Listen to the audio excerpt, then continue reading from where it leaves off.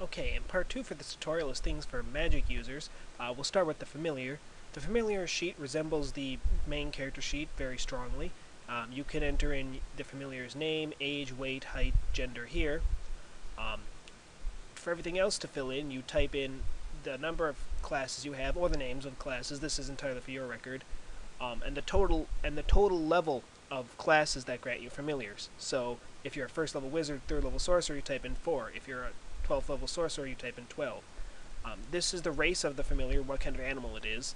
I have all of the player's handbook, all the animals that are in the player's handbook, plus dog, because my wizard uses a dog. And after that, everything else fills in. You'll see the animal's hit dice, the bonus that it grants its master, which is already taken into consideration on the main stat sheet, with the exception of the hawk and the owl, because they both grant +3 to spot, but only under certain conditions. As you can see, it will fill in all of the stats for them. Here, it fills in their attack, what abilities they have, or what abilities you get for being that level. So if I put in 19, you would see that all of these are filled in. If your pet has any special abilities or attacks, these need to go in here, as well as any of their feats. Skill ranks must also be entered in manually, but otherwise, everything else will be filled in automatically. You can mark these with a 1 instead of a 0, and it will apply the stat changes for the Augment Familiar spell and the Enhance Familiar spell, which, as you can see with the Enhance Familiar, changes the natural armor and some things around. And that's basically it for the familiar. There's not much more to it than that. So with that, we will move on then to the Psionics page, which my friend did. The Psionics page is pretty straightforward. You mark down a 1 here or a 1 here if either of these classes has magic. Otherwise, it'll fill in what powers you have. It'll fill in all your total powers. Well, you have to put in your racial powers, your current. It shows you your saves. And then down here, you just fill in the stuff for the powers known, and it'll show if you have power resistance or not. You can mark down if it has power resistance, what you mark down what the save is, and you can mark down the save effect, which would be like will half, or something to that effect, as well as the book, the page, the level, and the name of the power. Moving over then to magic, we have something a bit more complicated than that. This can only handle one thing at a time, because unlike Psionics, magic does not share powers. So you mark down which class has magic. We'll say class 1, for instance. And as you can see, everything will fill in. It'll fill in what your caster is, the caster level, your primary attribute, your stat modifier, which, because I have 0, is currently set to -5. It'll fill in any of your bonus spells, your base spells that you know per day, or base spells per day that you can cast. You need to fill in manually, because there's no way we're putting that many tables in there. So a -1 results in a dash like so. Any items that grant you additional spells per day, and then it shows your total, and this is how many you currently have per day. It shows your highest level spell here. If you can mark down if you're a spontaneous caster, or if you have anything that increases your caster level. This section here, well, we'll get to that section in a minute, actually. If you're a cleric, you can mark down your 2 domains there. For a wizard, you can mark down your focus at your specialization school and your 2 prohibited schools.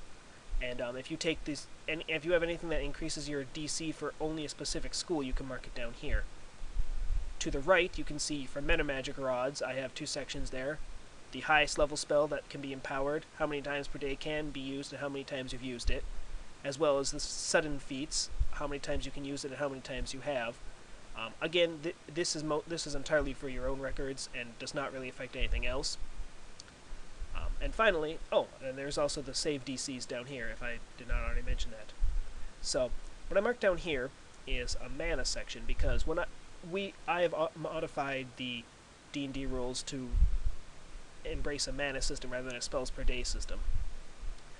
You can take a look at all the tables needed to do that on the charts sheet if you're interested. But this will keep track of your base mana, max and current, as well as any extra mana you get for your domain spells or your specialized school, your maximum and your current. And So moving down here to the spells prepared, it's unfortunately is rather messy. In that it's a lot to look at, but going straight through, we have the you just type in the name of the spell, how many you've prepared, and how many you've cast. If you are a spontaneous caster, and that you will have this marked for a yes, you can ignore the prepared section and just mark down how many of that spell you've cast. Everything else everything in green will fill in automatically, and I'll show you how that happens in a moment.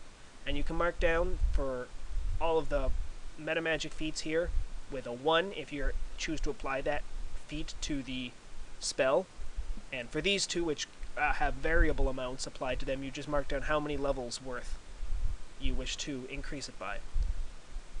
For instance, I could mark down this, and then that would increase the effective level by 2.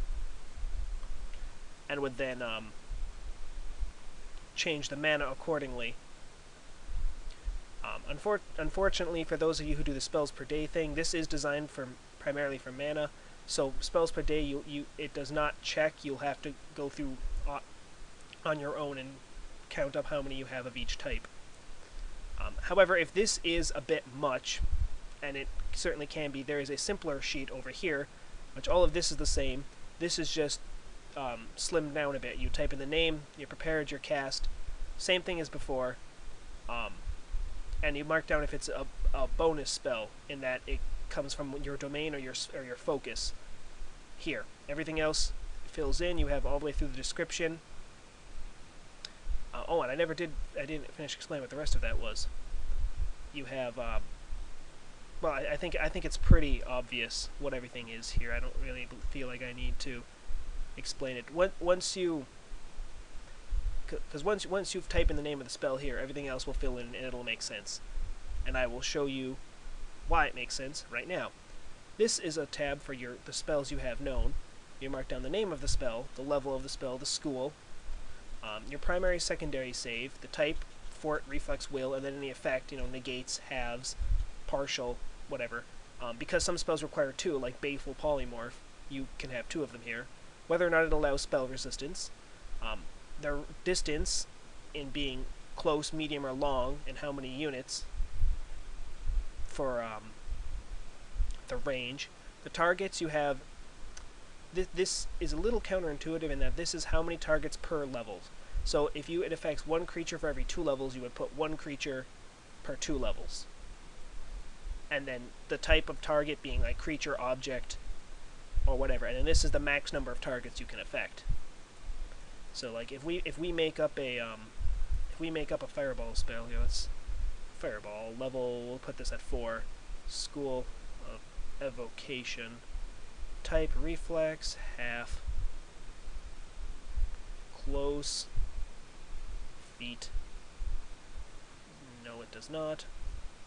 And let's assume that this thing affects 1 creature per level. Then we have the type down here. We'll say creature.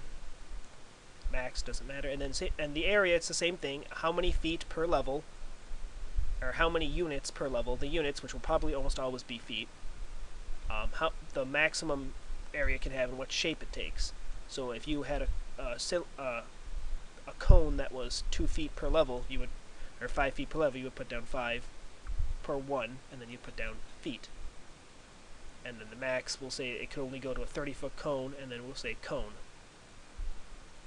The duration, the number of units, and then the units right here. So if the duration lasted for 1 round, you'd put 1 round. If it lasts for a round if its duration is based upon your level, then you simply type in level, and the sheet will put in that. You can mark down if the thing is permanent, or if you can concentrate on it. If the concentration is marked, these 2 will be used for any additional duration. So if it's concentration plus 3 rounds, you would put down concentration 3. Otherwise, you would leave those blank if it ceases as soon as you cease concentration on it. The casting time, the number of units, and the type of unit. Most spells are going to be 1 standard action. It is extremely important that you put in action afterwards. Otherwise, it will not work properly. Because on the other sheet, it updates the casting time if you have Quicken Spell put on there, or if you're a spontaneous caster and you have any meta magic feats. So that will not work properly if this does not have action. Any material cost that you may need for it. The damage, you have the number of dice per level, the type of dice. Let's see if it does 1 per level and does d6. Just put in 6 and it goes to d6. The maximum, because we're doing fireball, is 15. And this is any bonus damage, which is the amount. Let's say it also does +1 per level to a maximum of 5. And then if you have anything that just increases bonus, like if I had an item that gives me an extra +1 to any fire spell, then I could put that there. Then you have the description for the spell, followed by the book and the page number. I do not have the notes entered in right here because I thought the little arrows would be distracting, but by the time this video is uploaded, those notes will be there, and it will explain again what all of the columns do. So let's do a quick example here, and let's type in fireball. As you can see, everything fills in here. It's a level 4 spell. It costs no mana because I haven't prepared any yet. If I type in this, now we can see it requires mana. Reflex of half. The second save, there is no second save. The DC is -1 because of how bad my stat modifier is. These numbers are a bit off because I have a caster level of... Oh, I do have a caster level of 1. Okay. So, one creature, it can go at a 5-foot cone. The duration is 1 round. Standard action. Cost 0. It's an evocation. The damage does 1d6 plus 2. And then we can quicken it. And as you see, now it becomes a 1 swift action. And the level increases accordingly. If I become a spontaneous caster and put on, say, maximize, it becomes a full round action, as you can see, and the level increases accordingly. And the simple sheet works the same way as that. So that is the end here. I'll do a quick show on the mana thing. If you want to do a mana cost, I found that this one seems to work relatively well. You can see the level of the spell and how much mana it costs.